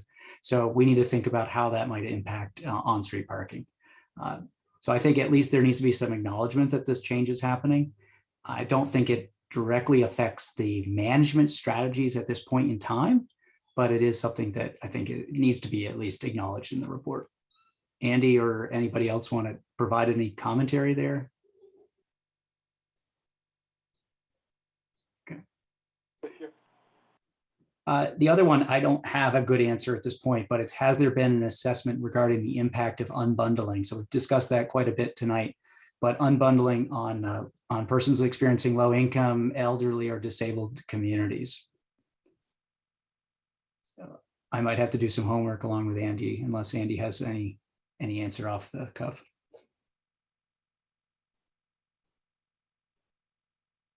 Not that I'm aware of. There hasn't been research done along those lines.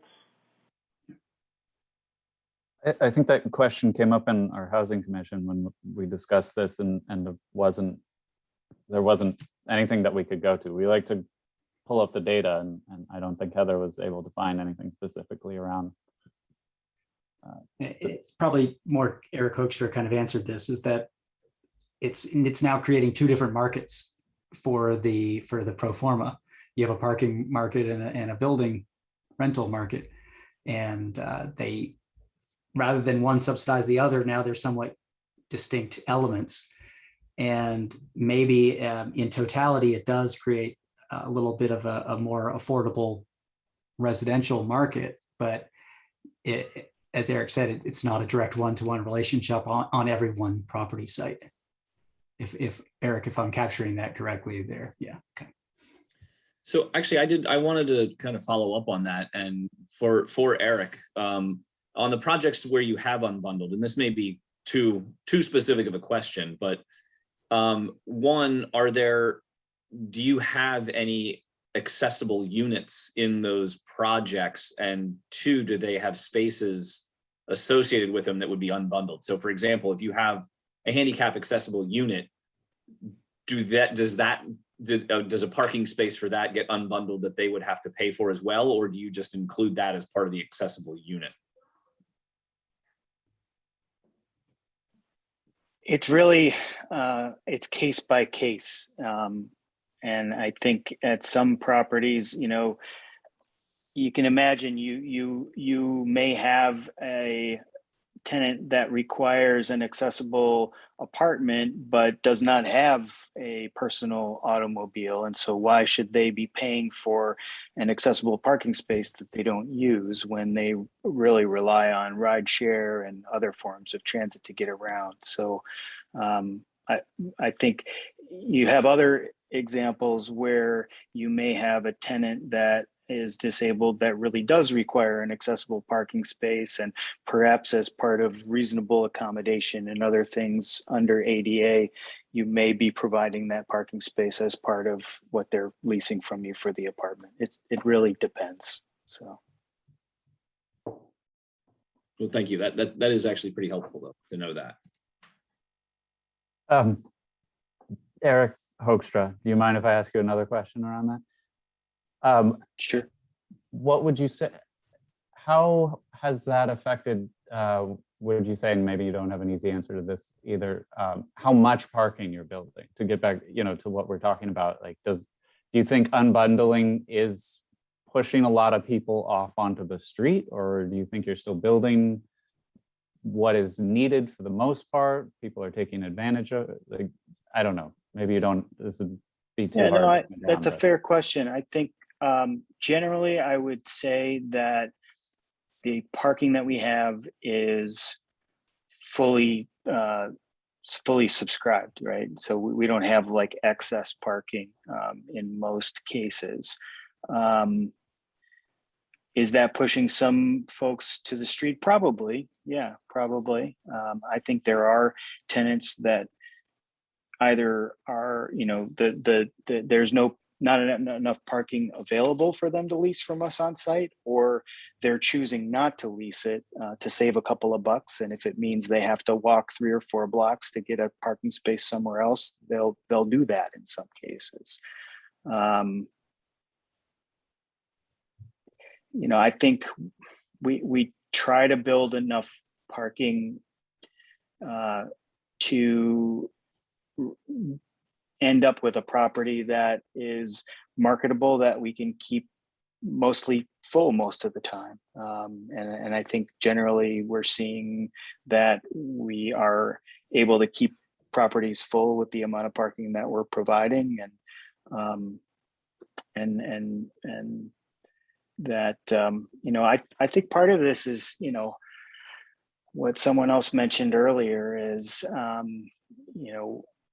I think a lot of us would like to see a more robust public transit system in our area, but it's this whole chicken and egg thing. In order to get there, we have to squeeze the parking dynamics to hopefully encourage more people to use public transit and live with fewer private vehicles and all of these kinds of things. And so, I don't know, we've always tried to push the envelope and push parking ratios as low as we think the market will accept, in order to try to push the market in more of a direction toward embracing public transit and biking and other alternatives and things like that.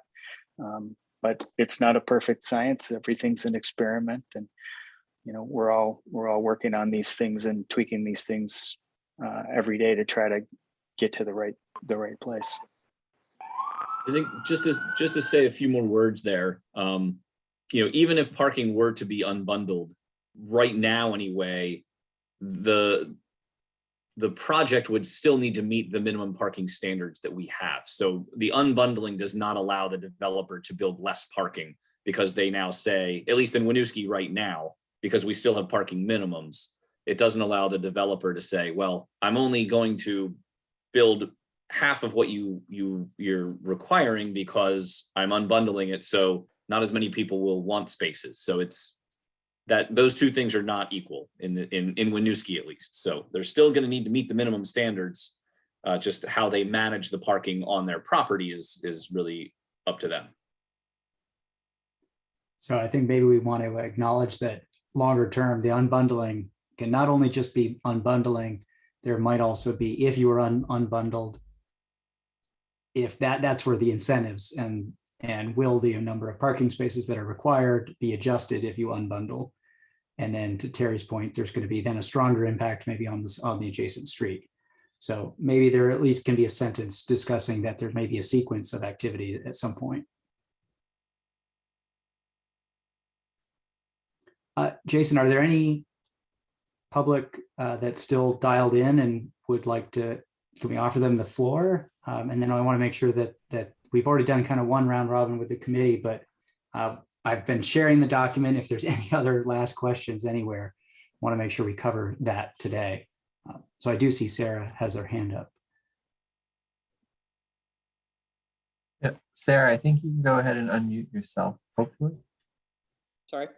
Yeah, I just want to bring up the one question about, we do have a ban on winter parking in the city, and how does that affect this conversation? That's a good question. Now, in my ignorance here, I thought it was not all the time. It's only a periodic thing, right? So Winooski's winter parking ban is in downtown, in our downtown core. It's all the time, overnight from, I think, November 15th through whenever it starts to whenever it ends. It's overnight downtown, regardless of whether or not there's a snow event. In the rest of the city, it's a ban on the streets when there is a snow event that exceeds a certain amount. And that's always announced that it's a citywide ban. But in the downtown core, it's overnight, regardless of whether or not there's snow on the ground. And we did not study the downtown in this area, so that's why we didn't effectively study where that demand might go. And frankly, it has been excluded from the study at this point. And so maybe I can work with Eric to think about how that affects here. And maybe it's an issue that as occupancy generally creeps up, there's going to be fewer spaces for where those cars will be able to travel to in the event of a snow ban. So sometimes there's off-street spaces that are dedicated, but at least some acknowledgement that those cars will have to go somewhere. Yeah, we do offer overnight parking in the garage, the Cascades garage. Or it's a pretty small fee, I believe, for that overnight, as long as the vehicles are out by, I think, 7 in the morning. So when the ban is over, so we do allow for that, or at least accommodate parking in the garage overnight for the ban, if people want to take advantage of that, if they don't have another location where they can store their vehicle.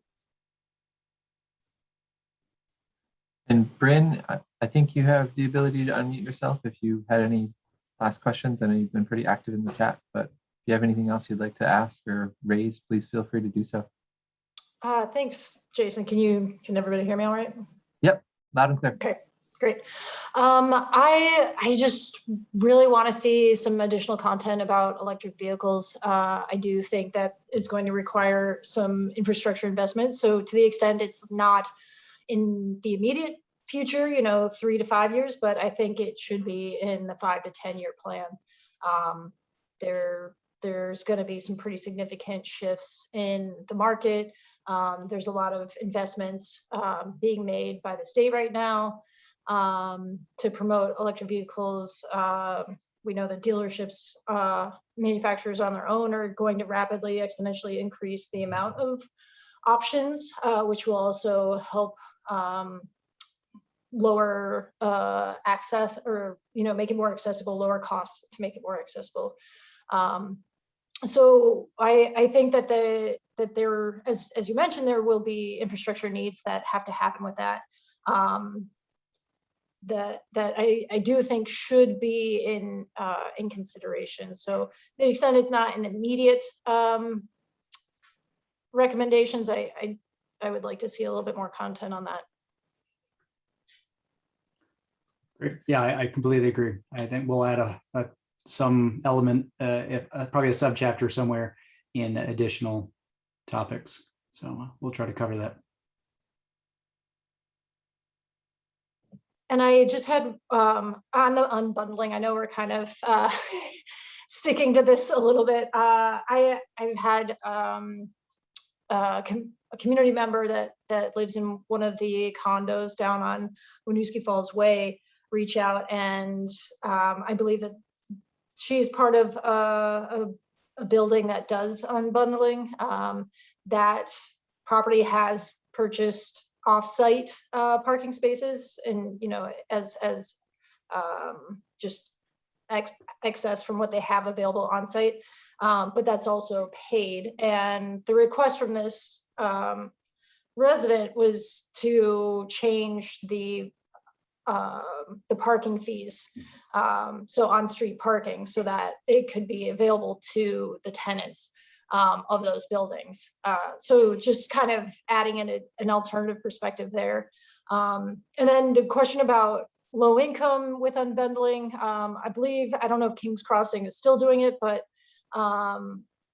for their low income units, they were charging extra for parking spaces.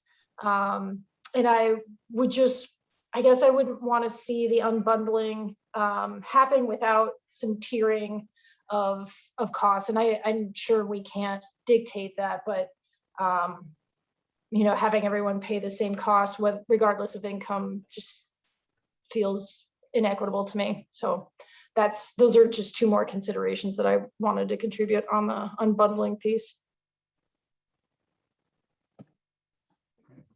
Thank you for those comments. All right, well, we are at time, but I also want to acknowledge this is the last meeting, and I really appreciate everyone's commitment to this project. It's taken a little longer than I think we expected. We've collected a ton of data. We've developed some interesting models. I think have some really good value for the city, and this meeting tonight has been really, I think, valuable to hear your insights and these policies and different things and how you react to them. And also it's great to have the public involved tonight. Any last questions, Eric, that you would like to see us address? And I want to make sure we really hear any other comments from the committee. Yeah, so I just would, I guess, if you don't mind, Jonathan, stopping your share, just unless you still need it, just so we can see each other a little bit better.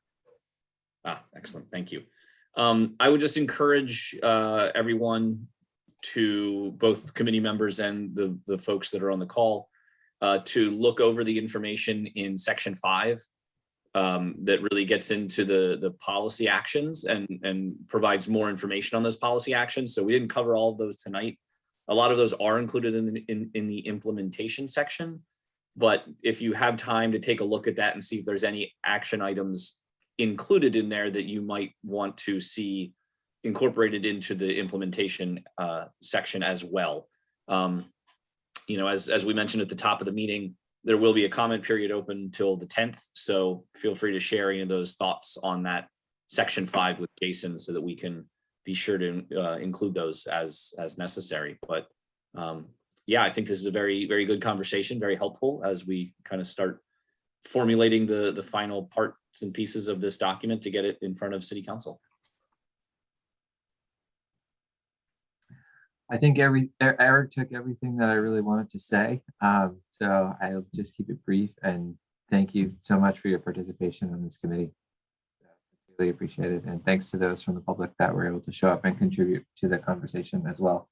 I re-put the link to our project webpage into the chat, where you should be able to find everything that we previously discussed, and most importantly, the draft report to take a look at.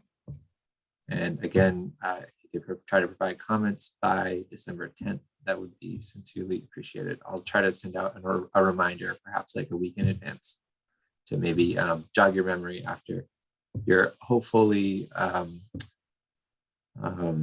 well enjoyed Thanksgiving. Thank you. Great, thank you. All right, everybody. Last seconds there, no comments. Wonderful. All right, well, have a wonderful evening, everybody. Bye, thanks. All right, Yeah. take care. Bye-bye.